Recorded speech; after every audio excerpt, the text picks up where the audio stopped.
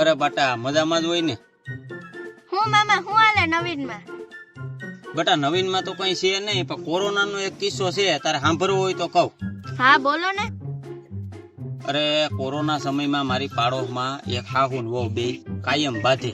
તે વહુ બિચારી ફોરી અને હાહુ એને કાયમ ગાયરું કાઢે, કાયમ મારે, એવું જ કરે. હાથી વહુ બિસારી કઈ ન બોલી? અરે બટા વહુ હતી બુદ્ધિશાળી ને પછી અહીંયા બદલો લીધો. મામા વહુએ કઈ રીતના બદલો લીધો? અરે બટા વહુએ કર્યો 108માં ફોન કરીને શું કીધું ખબર?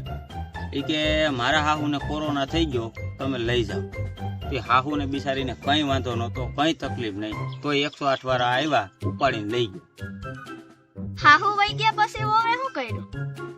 પછી વહુ શું કરે, અટાણે બેઠી બેઠી શીરો ને હલવો ને દૂધ પાક ને એવું બનાવીને બેઠી બેઠી ખાય.